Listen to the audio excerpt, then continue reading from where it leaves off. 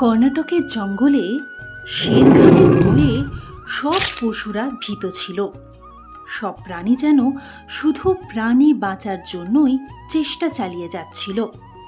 একদিন একটা হরিণ এবং হরিণী ঘাস খাচ্ছিল। তখনই শের খান সেখানে এসে হাজির হলো। খাবার খাচ্ছ? শের খান বলে উঠল। তাকে দেখে দুজনেই ভয়ে কেঁপে উঠল।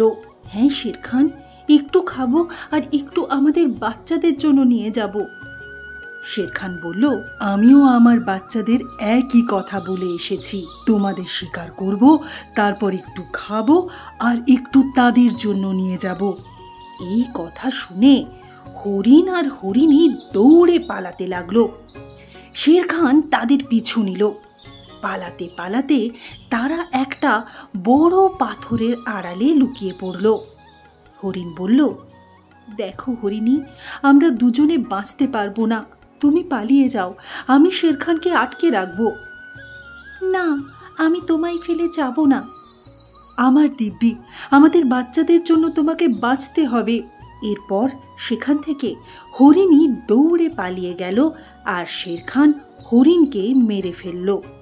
ভীত হরিণী ছুটে গিয়ে বাচ্চাদের বলে, চলো, আমাদের এখনই জঙ্গল ছেড়ে চলে যেতে হবে, শের খান তোমাদের বাবাকে মেরে ফেলেছে। তখনই বল্লু বানর এসে হাজির হলো। সে বলে উঠল, দাঁড়াও বোন, শের খানের ভয়ে জঙ্গল ছাড়ার দরকার নেই, তোমার এই ভাই এখনো বেঁচে আছে। হরিণী বলল, তুমি কিছুই করতে পারবে না, শের খান খুব শক্তিশালী। বল্লু বলল, আজ শনিবার আর আমি বজরংবলীর ভক্ত, পুজো করে আসছি, তারপর দেখে নেব শের খানকে। বল্লু পুজো করে জঙ্গলে এক সভা ডাকল। ভাইরা, যদি আজ আমরা কিছু না করি তবে কাল সবাইকেই এই জঙ্গল ছেড়ে চলে যেতে হবে। পশুরা বলল, আমরা তো আজই জঙ্গল ছাড়ছি। বল্লু বলল, আমার মাথায় একটা বুদ্ধি এসেছে, আমরা শের খানের সঙ্গে বৈঠকে বসব এবং এমন নিয়ম করব যাতে সে শুধু বুড়ো আর অসুস্থ প্রাণীদেরই শিকার করে। এই বুদ্ধিটা সকল প্রাণীর পছন্দ হলো, কিন্তু ধূর্ত শিয়াল সব কথা শের খানকে গিয়ে বলে দিল। শের খান রেগে গিয়ে বলল, আমি সবাইকে মেরে ফেলবো, আমি কোনো নিয়ম মানব না। বল্লু বুঝতে পারল যে শিয়াল বিশ্বাসঘাতকতা করেছে। সে এক কৌশল বের করে বলল, মহারাজ, আপনি যেটা শুনেছেন সেটা সম্পূর্ণ সত্য নয়। শিয়ালি এসব বলেছিল যাতে তার দাদুকে বাঁচানো যায়। শের খান রেগে গিয়ে শিয়ালকেই মেরে ফেলল। মৃত্যুর সময় শিয়াল বলল, আমার তো কোনো দাদাই নেই। এটা শুনে শের খান বল্লুর ওপর প্রতিশোধ নেওয়ার জন্য বলল, নিয়ম কাল থেকে চালু হবে, কিন্তু আজ আমি বল্লুকে মারব। এই শুনে বল্লুকে একা ছেড়ে সব প্রাণীরা ভয়ে পালিয়ে গেল। আরে থামো, একসঙ্গে থাকলে কারো কিছু হবে না, বল্লু চিৎকার করে বলে উঠল। কিন্তু কেউ থামল না।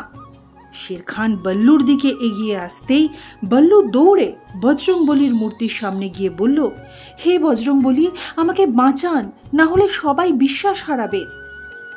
তখনই মূর্তির মধ্যে থেকে বজরংবলী আবির্ভূত হলেন এবং বললেন, বল্লু, আমি এসেছি, ভয় পেও না।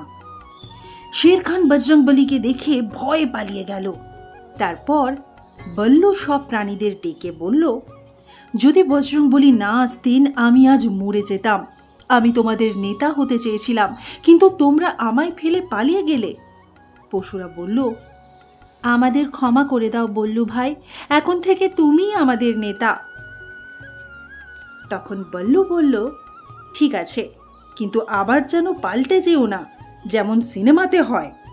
বল্লুর কথা শুনে সবাই হেসে উঠল এবং বল্লুকে নেতা হিসেবে স্বাগত জানালো।